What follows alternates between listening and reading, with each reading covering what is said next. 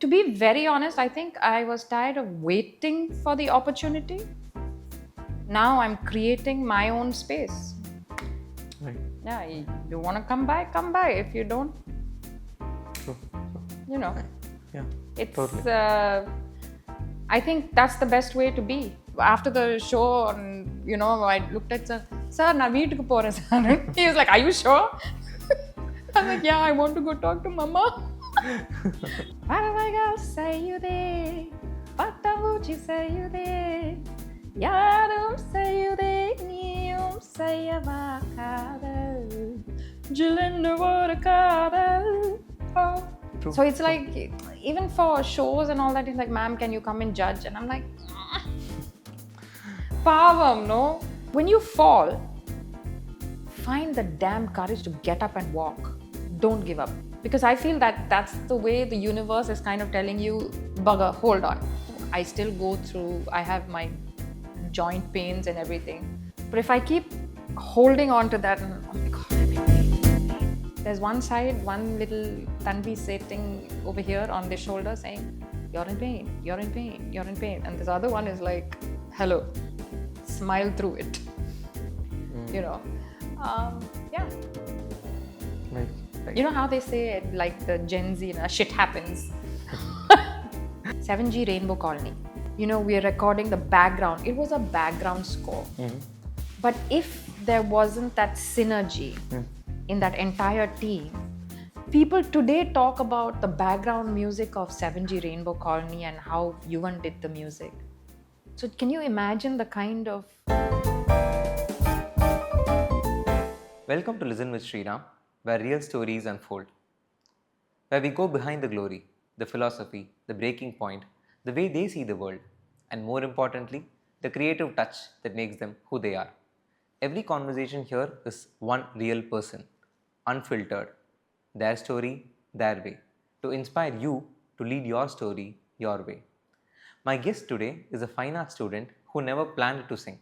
She walked into AR Rahman's studio as a bathroom singer and came back with a Grammy, the first Indian woman in history to win one. She then battled cancer, came back, and chose the very art forms that helped her shape her life, chose a different, rather deep approach to those same art forms.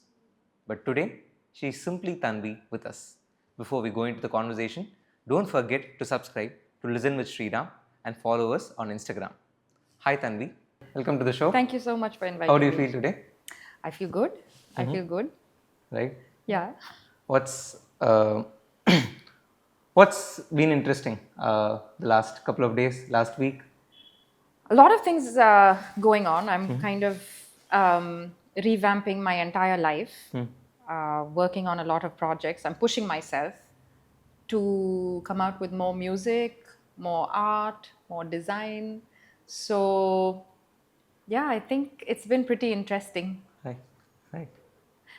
All right. So I'm going to start with something that's my favorite. Yeah. Okay. Please don't judge me because I've told you this is going to be unlike any other interviews, but I'm starting with this because when I was in high school, Right. I've told you this already, but Don't make me feel old. Right. Okay. Right. Okay. When I was about to end my high school, there was this album that released, and I had this wired headphones back then, and I was listening to a song that was Jilan Oru Kaadal, the title song, and I've heard nothing like it before, and it was also the first album that came out of AR Rahman's newly constructed studio, revamped studio, and I've been an ardent music follower across spectrum. So I was like amazed. I was just walking back, from school to home, and with a pair of earphones that I would sneak in my school bag, and I was like, this is so good. When I become something in music or in any art form, I should probably record this artist someday. This is what I thought, and it's like a surreal feeling to have you here. Oh, but thank you. What I want you to talk about is, during the time of release, that Jilane Oru Kaadal song, the title song was so different, and how did it just happen? Because that's what I want to start with, because that's something that I could totally relate to. And knowing a bit of music, it must have been crazy to put together something like that in Tamil mainstream, which it's not Yes. happened before. I think even I was shocked because Sir just called. We were actually supposed to go to the US for one performance, and it was a Thursday night. And Sir called. We're leaving Thursday early morning. Sir's like, come quickly to the studio. Something, something. And I was like, Sir, we need to pack. We're going for. So, uh, he was like, அதெல்லாம் பார்த்துக்கலாம். You just come to the studio. And I remember Murthy sir also being there. Murthy sir being Srinivasa Murthy sir, who's the conductor. And I go there and he says, listen, we have no time. There's this song. I need 5 voices. And I'm like, what do you mean 5 voices and all that? And I know he likes a little bit of, the caricature and the animated voices also. And I happened to be there. So, he just said that. And when I first heard it, it was such a, when it's like this kind of number, you think it's like, you'll have some amazing voice and all that. But he's like, no, I want 5 voices, and it has to be very catchy, very old school, very, how do I put it? Very cartoonish. So then I guess I just gave the 5 voices and he was happy. So that's why the Paravaigal sayude, Patavuchi sayude, Yarum sayude, Niyum sayavakadal, Jilinavadakadal. So Yeah. Wow. That's just like I'm hearing that live. Okay. Thank you for accommodating that question first up. But coming back to your, childhood. Yeah. How was it to grow up in an artistic ecosystem? Like, you had a lot of exposure to music, exposure to art in general, visual arts, design, and you started out, almost from there. Yes.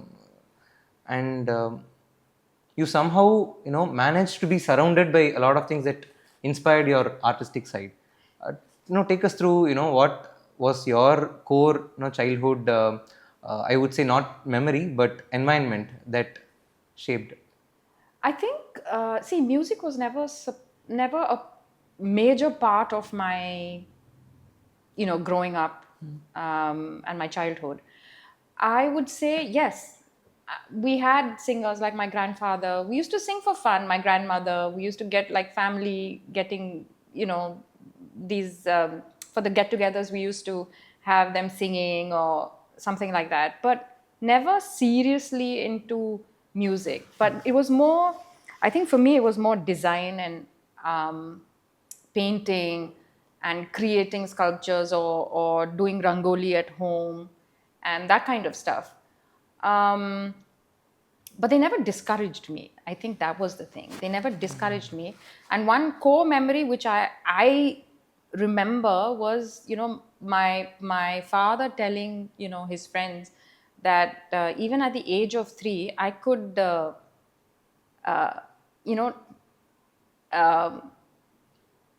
distinguish between Kishore Kumar's voice and Asha Tai's voice or Lata Didi's voice or Jolly Mukherjee's voice. So I was like, what, really?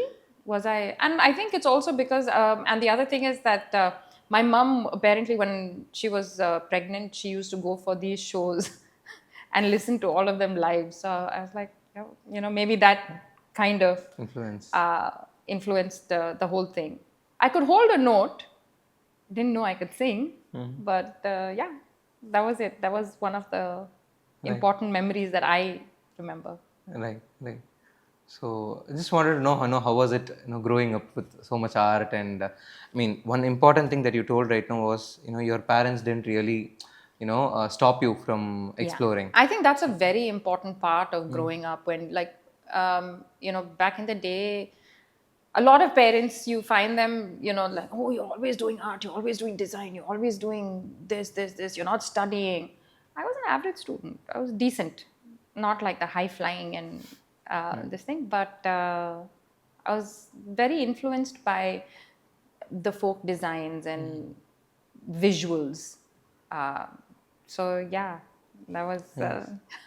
That's nice. I mean, but how deep and intrinsic this whole grading system is in such a way that, we automatically call ourselves, I was average or moderate or anything. All you have to do is, give your best shot at, Yeah.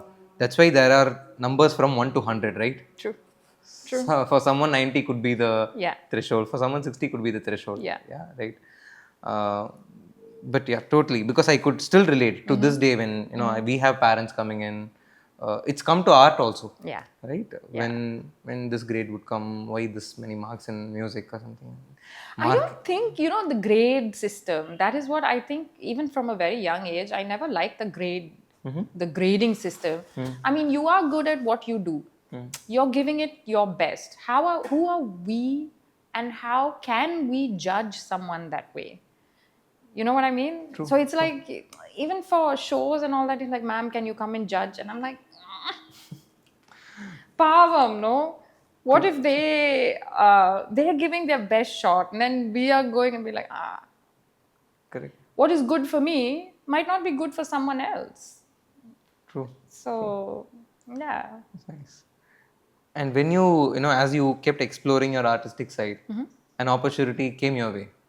And the first opportunity itself was, Boom. was like a boom and a boon. What other artists would consider a lifetime, opportunity. Yeah. And you directly, got to work with Rahman sir, and you just and you hit the ball out of the park in your first association. So more because you didn't actually actively learn the formal way that your interest and your inspirations and your meticulous discipline probably to your passion of art took you there. So how did you feel uh, when things took you there, right? How did the journey feel? I think the whole thing was very surreal, and I've always said that because, see, there were no expectations. I just said, okay, I got this call, but I think I'm a risk taker. That I have to say. Okay. Because if I hadn't taken, I hope attending this interview is not one of those risks. No. Anyway. I'm like, for me, I'm like, okay, let's give it a shot. Right.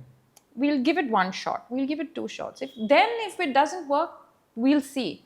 But I don't want to not take the opportunity. When you have someone throwing this big challenge and big opportunity at you, I think the least you can do is respect it and give it a shot. Then leave the rest to whether it's the audience or really leave it to the Almighty. And I feel very blessed because it's very important to acknowledge the fact that someone like him, people, we revere him and all that. Someone like him is giving you the opportunity. I think you should be grateful and then you should go and listen and learn. And then I think for me, the rest is history because it was after this that I got into serious. I was like, okay, fine, this man has given me a shot at this. Let me try learning. Let me try honing the skill. So I think that's how slowly I got into this whole, even the Western classical training and that. And I was very lucky to get Augustine Paul sir to guide me. And that's how, the world music thing came in. And plus, when I was in college, my roommates were like, Colombian. They were from Egypt. And so when you stay with roommates like this, you go for their functions. Right. So you're listening to their kind of music and their folk music. So I think those influences also helped me, kind of. That's where the multilingual side of you came from. Okay. Yes. Was that a starting point? I think so. I mean, I never even in school maybe, I never got up on stage and be like, oh, I'm going to be a singer. No, I didn't do any of that. I was very shy. Uh, yeah, I was very shy. I never went up alone on stage. I was very scared of the stage. Now it's just the opposite. I can't imagine it. To you dancing for a song. But yeah. Anyway, I was just going to come to that. Your multilingual influences, because it's very rare, to find an artist who is not just pursuing language for the sake of it, but actually taking that interest, not just from a lyrical point of view, but the pronunciations. I have personally, seen your performances, and I mean, what inspired you to, of course, you told me the roommate aspect of it, but more than that, what really inspired you to put in so much effort in understanding different cultures? Because I'm a strong, I strongly feel that unless you take efforts in understanding a culture or understanding where someone comes from, you're just lip syncing. Probably, at least I feel so. Like, you might know the music, you might know the feel of the song, but when you understand someone's culture and you still sing that song or do that narration, something else comes out from you, is what I feel. But what was your inspiration to pursue multi-language? I don't know. Maybe it was some past life connect, if I can say that. But Wow. no, on a serious note, I think for me, I like to see people smile when that familiarity is there. You know what I mean? So if I'm singing a Spanish song and that person is from Spain, they suddenly just look at you and they're like, oh, you know, that oh my God moment. Right. And I think that happiness, music. So for me, music is the one thing which brings people together. It's the one thing which is positive in today's world. You listen to any kind of music and you'll still be happy. True. Right?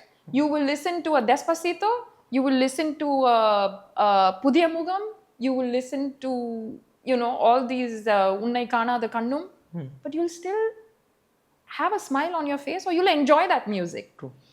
So I've always looked at it that way. And having said that, coming back to working on the language and working on the accent and all that. So I used to, get on YouTube and watch videos, these telenovelas, like if I'm singing Spanish or Arabic, this thing, you watch their teleserials and you'll see their, body language, you'll see the way they're expressing emotion and everything. I don't know why I did it, but I just like doing it. You do a little bit of work. That's a lesson right there. Put in that effort, no? Okay. It's nice. Little bit is an understatement. Probably you're being a bit modest, but No. I mean, you do have to put in. But what I'm saying is, unless you put in that energy, how are you going to see the final result? Right? You want the result to be good. I mean, if you're doing something, your goal should be 200%, and then you'll fall somewhere 80, 90%. Right? True. It's like saying I'm going to, I'm aiming for the moon. I'll fall on the roof. Right? So you have to put in that kind of effort. You want to see that smile on that face, you put in that effort. And I mean, at the end of the day, as an artist, it's a proud moment for me when someone says, oh, not bad, your accent is pretty good. Wow. Right? True. So I look for these kind of little nuances from and compliments from them because we've put in that work. True. So it blooms. You know what I mean? Right. It blooms so beautifully.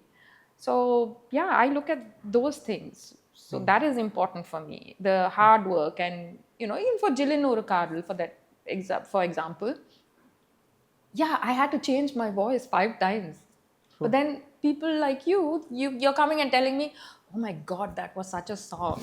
Right. And, sorry. And to be honest, I was super scared of, that song coming out, I was like, oh my God, I don't know what is going to happen. I don't know if people are going to like it. I don't know what. So I haven't gone back to that song in so many years, and now you're bringing it back. In fact, even Siddharth Pencil and Monk, he worked on that movie. He did the sets for the Yeah. movie. He was So actually talking about it. How it was the time when their love was blossoming, and yeah, they made posters based on that, like the Kal Purchudra Mari, um, and all that. But anyway, please go on. Yeah, yeah. Siddharth. So yeah, I think you just have to see, nothing is easy in life. You have to put in the hard work. What's the use if you don't have that challenge, what's the use of working, True. right? Um, Otherwise life will be so like mundane, okay, I did this, I did this, I did this. Where's that challenge? Where's that little, you have that adrenaline rush. True. So yeah. It's nice. Very well said. And artists, usually um, seek that, what to say, a feeling of happiness, a feeling of success, in two aspects, if I can say. One is when an audience or when a listener says you put in that effort, that's great, right? There is the other kind who doesn't care about all that.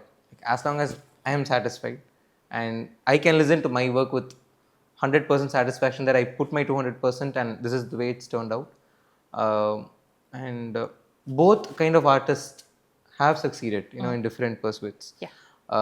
And there are people who do both as well. Like, I want myself to be satisfied, and I also want to hear from that person saying it's great. Yeah. Right? But then where do you draw the line? Yeah. Everyone is going to have an opinion. You can't make everyone happy. True. So I would say you do your best, and then you just leave the rest to, Right. Right.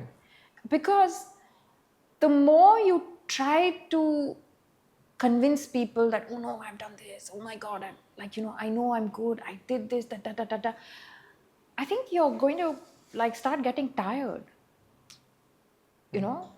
Just, for you, for me, I would say at the end of the day, when I put my head on my pillow and I'm going to sleep, I'm like, okay, that satisfaction is there. Okay, I did something. Right. I did this today, and I did this. I did this language. I tried. I gave it my best shot. And then just go to sleep and do the next thing, the next project, the next. Because if I keep, as I said, if I keep going on and on about it, you're just going to mess with your head, and we don't need that, because that causes stress. True. Which is a different. Which is a different topic. Oh my God. Everything is related though. Chain but reaction. Yeah, I think it's a chain reaction. Yeah, it starts with one. Yeah. Anyway, so you, after a phase of life where you worked with the who's who of the industries, and you became a who's who yourself, and I would say so. Okay. And you had to realize that you had to go through cancer, right? And you have in multiple occasions told that your art and music was one of those things that healed you in that particular phase. And then a transformation happened where you advocated for more of peace from your own work and more of satisfaction with what you do. So what did you what was your mental state during that phase, and what were your challenges as an artist and as a person to go through all that? So I wouldn't say that art and music kept me alive, and no, I did go through my phases. When someone comes and tells you on your face that, oh, you have cancer, your entire life flashes by.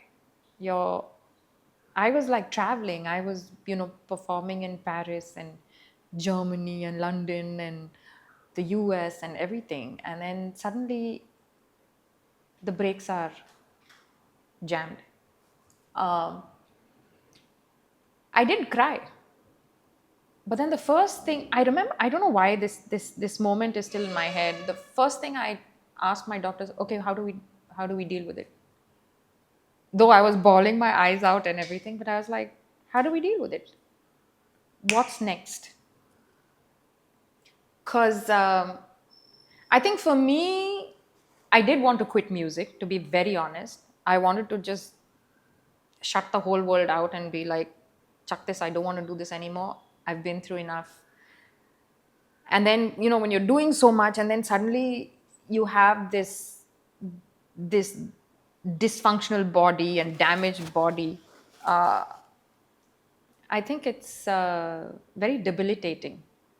And you literally are like how do I put this very softly? It's like you've reached death and you're coming back.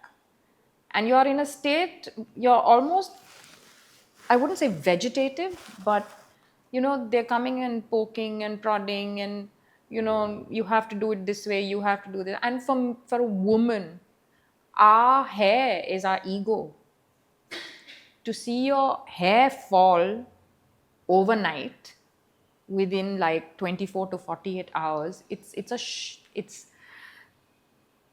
shocker, and yeah, it wasn't easy, but I think I needed to really push myself out of this situation.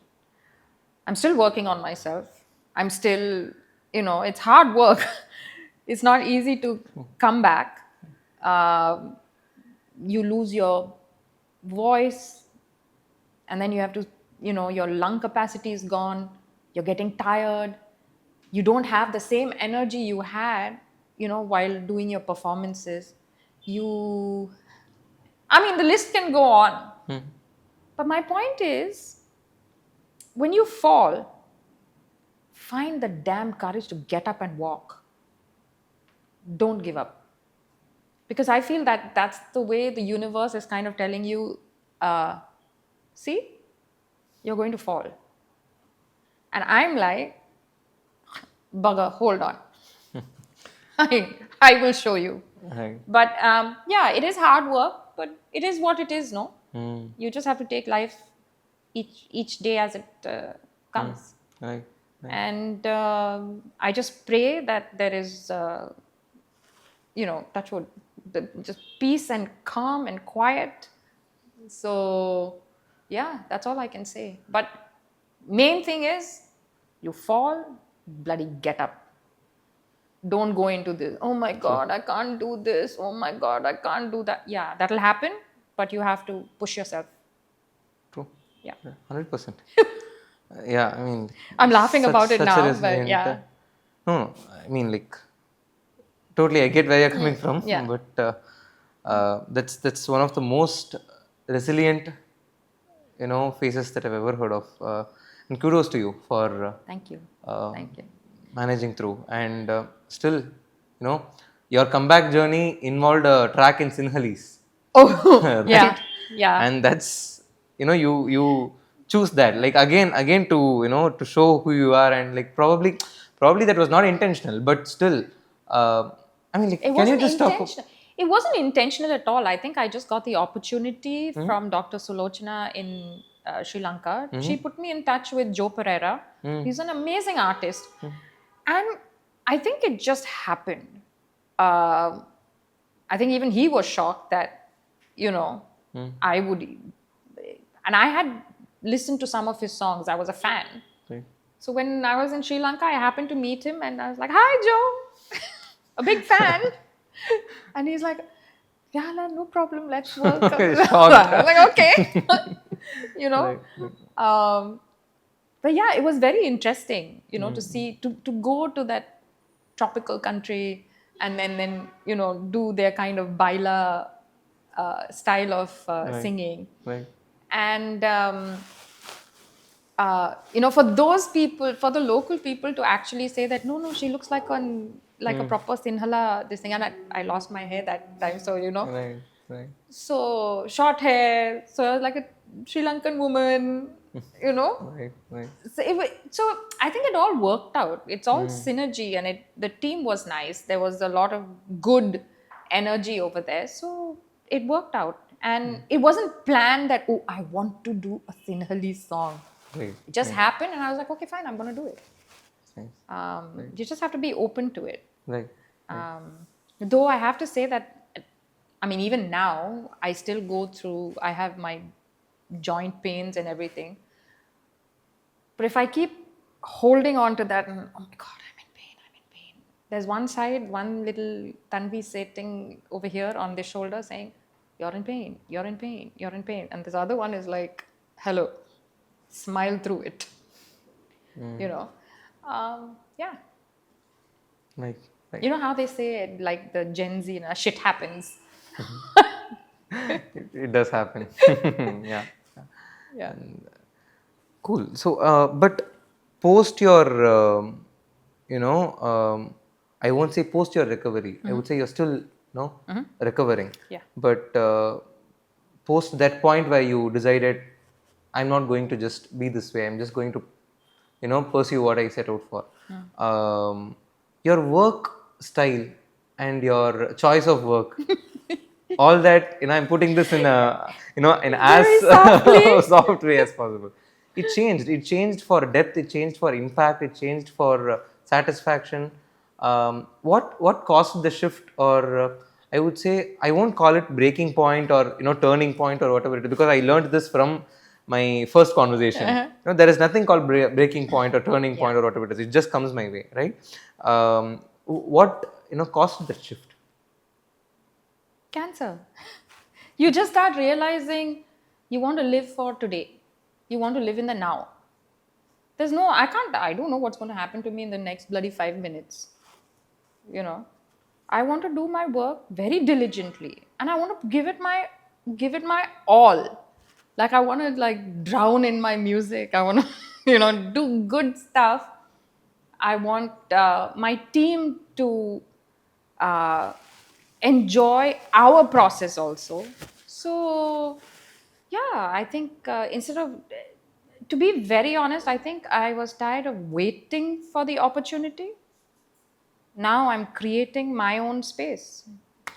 Right. Yeah, you want to come by, come by. If you don't, True. Right. Yeah. It's. Totally.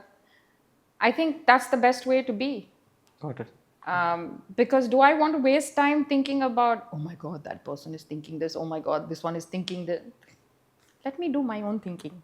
Right. My brain, my thinking. True. I don't need to think for someone else. Right.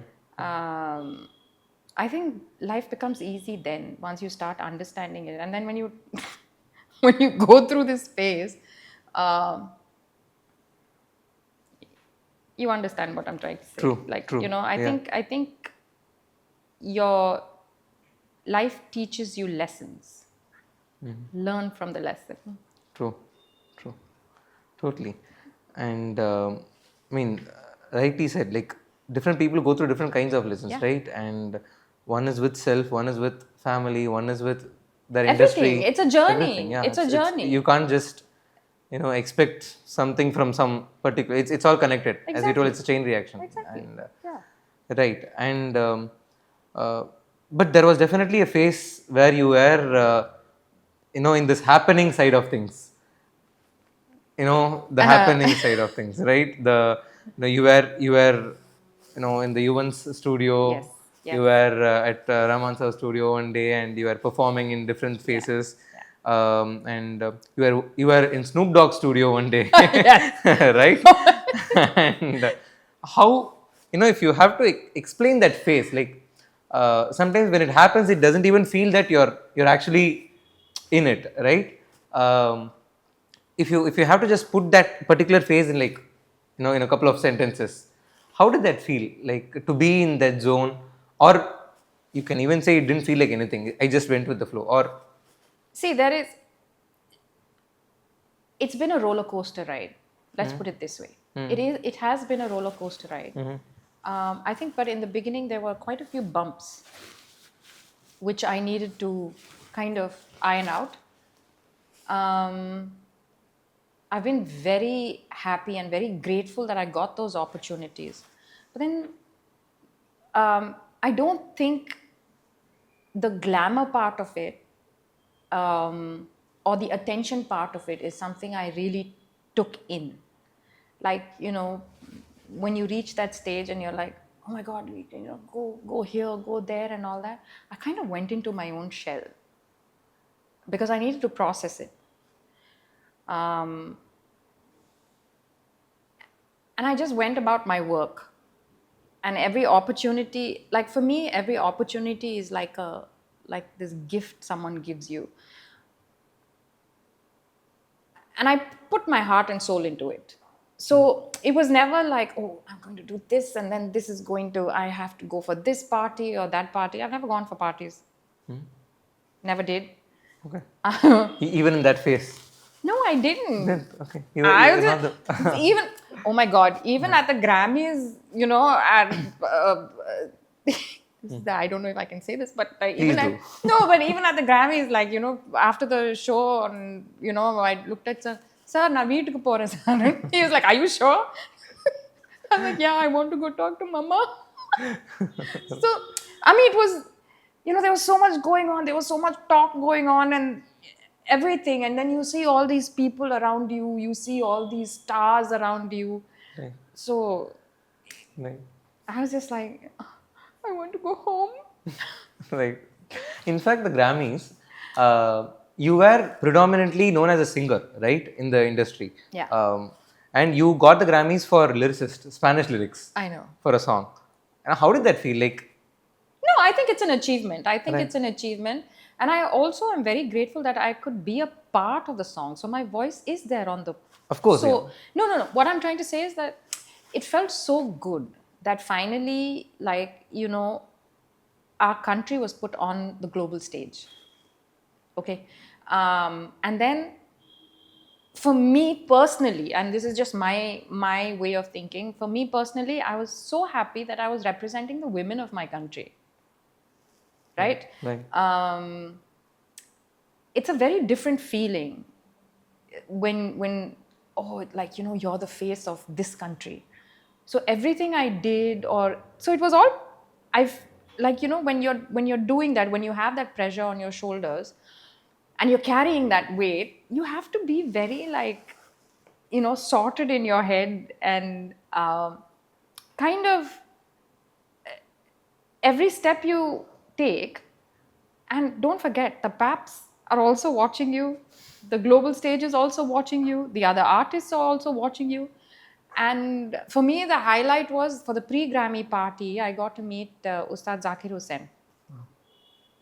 And he was the first one, and this was way back in college, when I didn't even know I could sing or anything like that. And, he came to perform at George Washington University, where and I was backstage. So, Indians, Ustad ji. Right. So he was the first person who said, do you sing? And I'm like, nada idu. So I was like, no, I don't sing. It's like, you have a very nice voice. Maybe we'll jam one day. And cut to pre-Grammys. I told him that and he's like, I think I do remember. And we were nominated in the same category. Okay. So wow. it was such a moment for me, Right. So it's like we've come a whole full circle. Right. And someone like him saying that, okay, you do have a voice. Right. Right. Very grateful. True. That's nice. I mean, like, you mentioned, I didn't know that you were in the same category. That must have felt like, talking to a peer. It's more... No, that is what. So do you look at them like peers? Or do you look at them like... the legends they are. Yeah. Right. But obviously for us, it's always, they're legends. Of course. They're always going to be the gurus. And, whether it is Rahman sir, whether it is Ustad Zakir Hussain, whoever it is. For me, it's just like, oh my God, wow. Right. Sakshat. Right. True. True. Right. And you have been really vocal about struggles that any person who's undergoing cancer would go through, and you have been purposefully. I mean, you've consciously asked people to not shy away for from asking what one goes through, so that there is awareness. That's You have to bring out the awareness. You have right, to bring right, out the awareness, and you have to go for your checkups. right, Please go for your checkups. Don't avoid them. Do not go for these stupid health checkups where they're like, you're okay, no.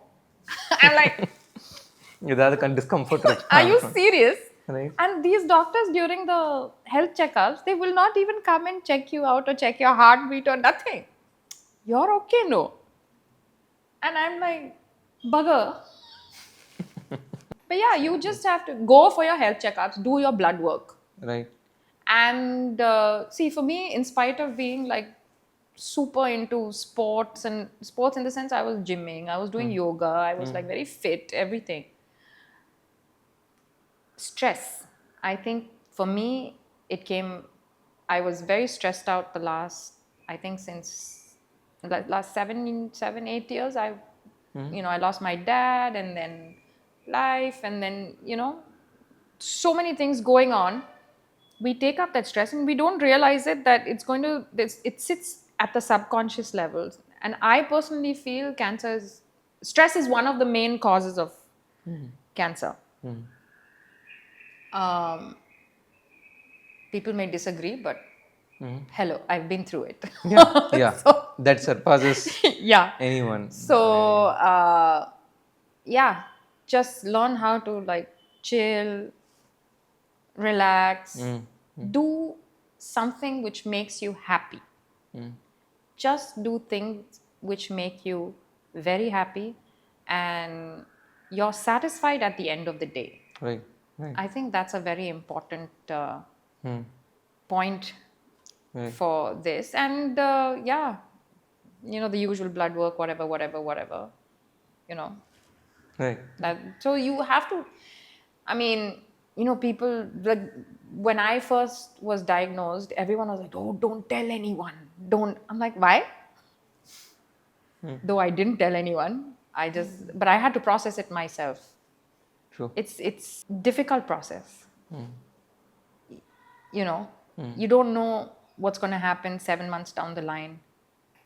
Whether the chemo is going to work, whether radiation is going to work, nothing. You won't know anything. True. So, yeah. But it's inspiring how you have chosen to take the step of supporting or in a way that you could with people who's going through all this, and a lot of open initiatives, even if it's just speaking up or Speaking up, and I think again, this is completely my opinion. I think over here we put all the doctors on pedestals. My point is, ask the questions. You don't have to get scared of them. True. Right? I think some people No, might that's disagree. but that's conditioned from the childhood, right? Like ஐயோ ஊசி போட்டுருவாங்க சொல்லிட்டோம். ஊசி போடுவாங்க. But yeah. No, but like- I still think that, because it's your body, right? It's your body. You need to ask questions, because they're going to cut you open tomorrow. True. Ask the right questions. And of course, I had my, disagreements with my doctors sometimes, and why are you giving me this? Why are you doing this? A protocol. I'm like, no. See, in today's generation, I think we are all like, we read so much. It's not, please don't say it's Google doctor or whatever. No, it's not Google doctor. But if someone is injecting me with something today, I want to know what is there in the, don't just say protocol and this thing, because everyone's body is different. True. Right? You might react to some medicine, I might not react to that medicine. Right. And I'm genuinely asking that question to you. You are my doctor. Answer the damn question. You can't just say, oh, I'm so busy. I have so many patients. Hello?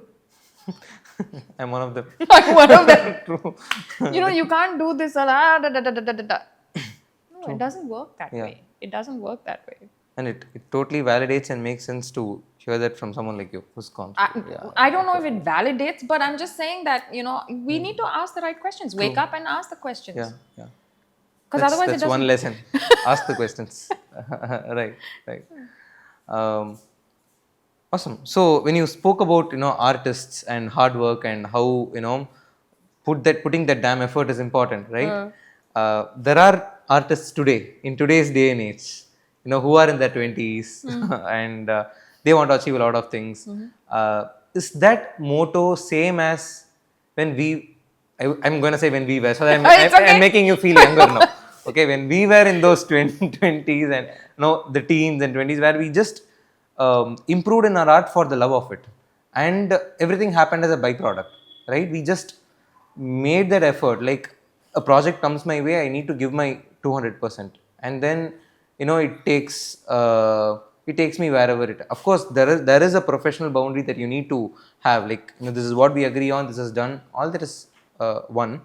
But how do you feel? Because you've also worked with today's artists. How do you feel they approach what they do in any art form or any creative field? See, I think this generation is very lucky because they have social media.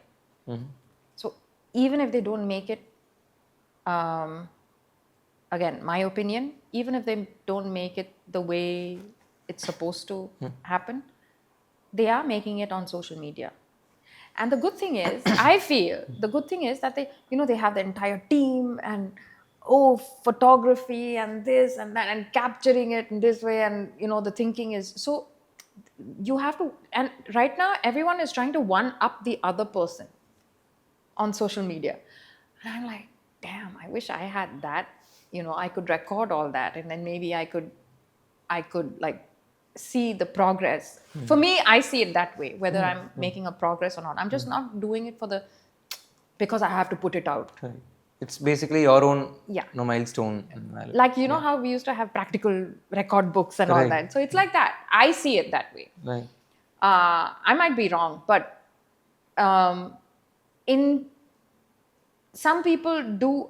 Having said that, some people I feel do have it easy. Some. Because they think that aisa ho jayega, we'll do this, and we are sorted. We'll get these many views, we'll make this much money and sorted. But that is what is happening today. That's today's generation, and maybe we have to change some of our ways to this thing. Hard work, I am seeing a little bit of slacking off. It's not like how. I'm just going to give you an example. 7G Rainbow Colony. The entire choir was there for more than, I think, 12 or 17 hours. Everyone, just imagine, the entire orchestra is there at Tansha Studio. And, we are recording the background. It was a background score. But if there wasn't that synergy in that entire team, people today talk about the background music of 7G Rainbow Colony and how Yuvan did the music. So can you imagine the kind of thinking and the process we've gone through? True. Each and every violin, each and every bassist, each and every instrument over there, your conductor, your singers. Just imagine the kind of work we put in. Now it's just like, Right. அதுக்குமே time ஆயிடுச்சுன்னு சொல்லு. But I mean, I know I've been in studios for background scores. It's not just. So why I am so grateful for my journey is because it's not just song or anything like that. They called me for the craziest of ideas, right? even if it was for like a background score or something like that. I remember, I think it was Theera the Vilyattu Pillai. And there's this Neetu Chandra was acting, and Vishal Anna. The middle portion of the song. இல்ல அந்த not middle portion of the song, it was like she's like, you know, threatening Vishal Anna and ஏதோ ஒரு, so I did that little background piece and அப்படியே, you know, in Tansha Studio, I remember I was in the booth, Guru Anna was the sound engineer, and Yuvan was sitting at the back. He was like இப்படியே உட்கார்ந்துட்டு, he was like his head down and all that. So I said, let me try something. And she was this wicked kind of whatever rush stereotyped in that movie. And something and lastly I give this Arabic yodel, you know. I was like suddenly, I don't know why that moment came back, but you know, suddenly I just see Yuvan's hand go let's keep that. You know, you feel good because you're contributing to that scene. True. You know, people don't realize it, that there's so much work happening behind the scenes. So that's a wow moment for me. And I'm grateful for that moment. I can remember it and I'm talking about it, you know. And some of my best, I mean, even with Rahman sir, for like, you know, Rang De Basanti and Guru, Bose, the Forgotten Hero and all that. I still have those musical score sheets which I've saved, and you know, I've written notes on it saying that, oh, you know, that this was the national anthem before and this happened and this is the story. And then Murthy sir being over there and telling us. I've had an amazing journey. I love it. I'm so grateful for those times because that molded me. True. Not only as a singer, but like I understand sound that way. Wow. You get it? That's an interesting way to put it. Yeah, I understand because it's not when you do a movie, it's not just sing song. There's a song called Oru Panithuli Panithuli. Yeah. You have sung her intro portion, but somehow that defines the song. Like before Shreya Ghoshal kicks in, that starting portion of the intro. Yes. Oh, that one also. Yuvan, just the brief I got was, I want a Celtic voice. And I was like, what does Celtic mean? Celtic meaning it's from like Ireland, Irish, the Celtic music. Right. So they have very thin voices, river dance and all those. It's very like,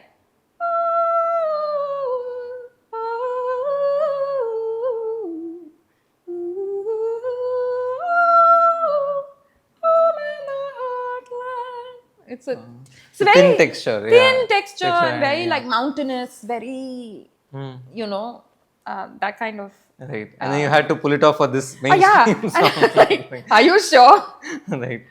So yeah, I mean, I think it was a challenge for me. And you know, they'll come and give you these briefs.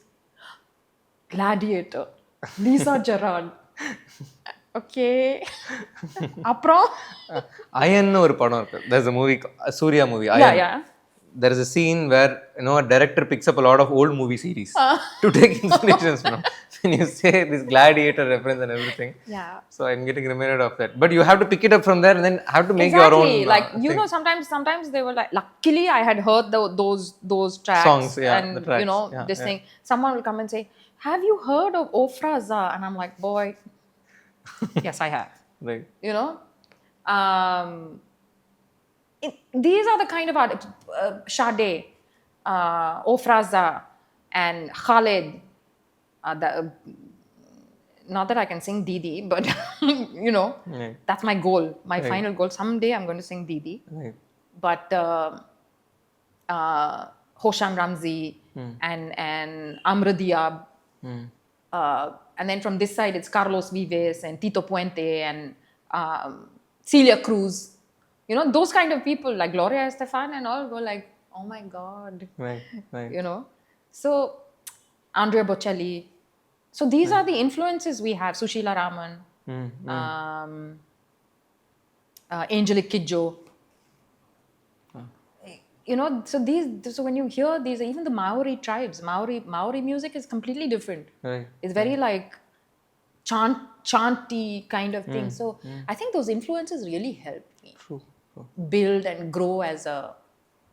Yeah. I think I'm still growing. Right. I have a long way to go, True. but But it's important to have the right influences, right? But today, when I for instance, have a conversation, most closest influences is a Logic Pro or a VST, and trust me. But to have that depth, to go and search, saying like I need to know all this, or that I think has to be learned, and learn. you And need I the think right you also have to ecosystem. have the right. You have to have it in you to. You have to have it in you to do that kind of research and understand that the nuance of that particular genre of music. Um, you know, Right. Right. because you're trying to imitate that style Right. in your own way. You're not copying it, Yeah. right? Yeah. What's the use of if I'm just going Got it. to, Right. It's nice. because my voice is my voice. So I have to imbibe that and then put it out. That's very well said. So, you've spoken about artists. You've spoken about a shift in how you approach art, a lot of things, and you've seen the space as well. You've been here before, to Yeah. record something, and we've spoken a lot about how we approached, Yeah. the space. Basically, we wanted to create a safe space, basically a space where any artist could call it their second home. And we approach teaching in a different way. We don't approach music or art as a subject. We approach it as a way of life. That's the hardest thing to promote as, because we want people to see art as how they see running, fitness, or things like that. And for that reason, any across the space you won't find any religious texts. You won't find. At the end of the day, we want everyone to feel this like a more like a salon for art, where they could get what they want, Yes. and not what the teacher wants them to do, because not everyone wants to pursue it in a way where I want to become excellent at it. I just want it to be a part of my life. Like when I turn 30, and when today's kids turn 30, and after a stressful day of work, they should be able to pick up their instrument and not their phone. So this is the concept with which this space has been executed. But with your little experience in this space, and uh, some little conversation that you've had with me, how do you think this kind of a concept for today's artists, or if you had this when you were this kind of a concept back 10 or 20 years back, would have helped, or how do you think this kind of a space is relevant? You know what? I think more than a salon, I would call it like a co-working space for musicians. Because when you meet musicians, when you meet people with the same mind frame, I think collabs happen naturally. And we need to have those collaborations. When you work with like-minded people, when you have different instruments, maybe you have a bassist or I don't know, a saxophone player coming together, and some conversation will happen over tea or coffee or whatever it is. And it's so beautiful because it comes out naturally. Instead of going in with like, no, it's have to do this, this, this. That situation is needed for particular, like your films or whatever. But when it comes out naturally like this, I had an opportunity to, mingle with a couple of artists, and 3 guitarists just came on board with a saxophonist, and all of them just came on board, and I was singing in another language, and we enjoyed it, and none of them were like, oh, why should I be playing with you? It was just very natural. Dude, you want to come? Right, jam. Let's just jam. Right. So I would definitely, maybe that should be a new kind of business people should come on, a music co-working space or something like that, Right. Creative co-working. Yeah, a creative co-work place. Right. And I met a couple of designers also over there. We started chatting about graphics, and so it makes a big difference. And who knows, maybe your team will come out of that. True. And I think we have to start, initiating these jams then. Yeah, you should. You should. I think it's very important. Yeah, right now it's plateauing. I think people are sick of just going to the movies and going pubbing and True. you know. True. Now you even have bhajan parties. Bhajan parties, yeah, I just saw. Last month, someone asked me to host a bhajan party. Vibing to So, Hanuman Chalisa and all. Wow, right. They've taken it to that level they've also. taken it to that It's level, good. and I think when you have something to offer, something different to offer, please do that. True. You never know True. who's going to enjoy it, but you will get an audience. Got it. If you talk about it, you will get an audience because it's something new. So it's not about oh. So there will be teams where they're like, oh, are we making money or not?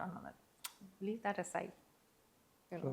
It's focus on the correct. Yeah. To my team, right, who are involved in creative projects and a lot of things. I think I just told to Darshana also once. We are in this creative field, and I mean, at least to my knowledge, I'm attempting something that not a lot of people have attempted. So I would say, once you have attempted this, you have to go all out. You have to take risks. Yeah. Again, taking risks. Yes. Calculated risks. Calculated risks, but I would say to the team, like, you take the risk, I'll calculate. Let there not be too much of calculations, because that again will be a chain reaction, right? So thank you for that piece of idea. So now is a phase where there is fill in the blanks. Okay, it's more like a rapid fire, but I want the answers instantly, but the answers need not be one word or one sentence. You can elaborate also. Okay. Right? But it has to be instant. What comes out. Okay. Right? But before that, we have a section, where because it's a podcast and it's also create your way, art your way, and everything. We thought first we'll have an artwork throughout the podcast. Let's do some art, but I thought it will be too much of creative consumption. But there could be a section of a 2-minute space where the guest could do whatever they are interested in. So since you told you don't want to sing, if you can pick up, there are two options now. You could give you a white paper and you can do something for us. Leave a piece of yourself, your art here with us, or you could choose something that the world has not is not commonly demanding from you. A language that was challenging for you, but you still Oh yeah, I know that. Okay, that I know. That I know. Right. Yeah. Right. Could you, if possible, for a few seconds, render something for us?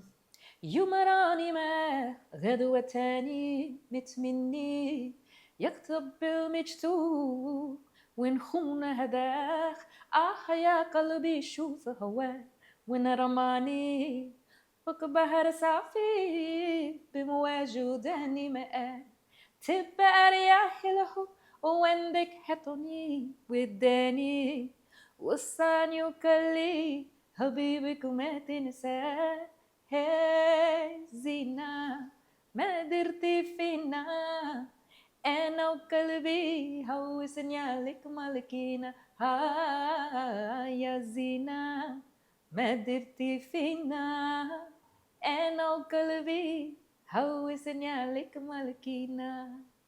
Thank you. Oh, it was nice. So tempting to ask for one more, but I'll keep it at that. Right. So now the fill in the blanks part. Fill in the blanks. Yeah. First one. Art is.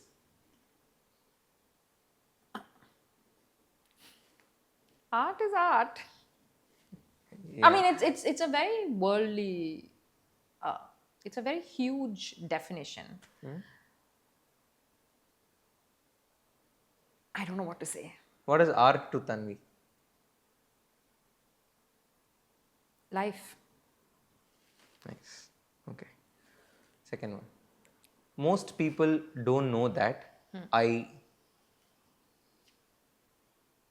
Too many things. Pick one. I can surf. Yeah. Right. So when did you learn that? 2012 to 15. Mm-hmm. Okay. Yeah. So you took that up seriously. Three Oh years yeah, I is. did. Yes, yes. I Right. was very good at it also. Mm-hmm. And then my father passed away, so I Yes, ma'am. I couldn't go back to the sea. Right. Right. Uh, Chennai is. Home, where the heart is. Right. A Grammy is. A blessing. Right. Singing in 15 languages means. Heaven. Right. Achievement. Achievement. Right. What differentiates between heaven and achievement? Heaven, because it makes me happy. Mhm. Achievement is like, you can give a pat on your back and say like, okay. Right. You did that. Right. The first time I walked into a recording studio, I. Died. Why so? I had butterflies. Okay. First time I went to the studio was Rahman sir. Wow. So You're I not was even like chumma recording, nothing. going into the studio and I was like, what is the security guard going to do? Am I going to be thrown out? Do I have to ask my driver to wait outside? No. Right. Full Right. drama. Right. Okay. Last one. Sriram is. Okay, that I have to say, intellectually and spiritually a good artist. Wow. Thank you. Thank you Yeah, so much. yeah. Thank you. Super. I have to choose the right words. Right. Right. But thank you so much. Yeah. That's the first time I'm hearing. Why? What do you usually hear? I hear parts of these. But yeah, that's nice. Oh, Sriram is Yeah. In a different tone. okay. பேசினா பேசிட்டே இருப்பான் இன்டெலெக்சுவலுக்கு அது ஒன்று இன்னொரு meaning இருக்கு Okay. அந்த No, but மாதிரி I think the intellectually and spiritually, it kind of molds the whole thing, right? It comes together with this space and with the conversation we are having. So True. yeah. Thank you so much. So I would just like to end it with that. Thank you so much for your time here. Thank you so much for having me. I had a great time, and I'm sure people watching this would have had a great time as well. A true hallmark story of reality, not the story of resilience, courage, art, music, life, friendships, relationships, a lot of things that we've spoken about. Thank you for being open in that sense. Thank you. Thank you so much. I hope people enjoy the conversation we've had. Sure. I mean, that's that artist perspective, right? Yeah. I enjoyed. Yeah. So Yeah. they will for sure. Thank you. Thank you so much. Thank you. Thank you.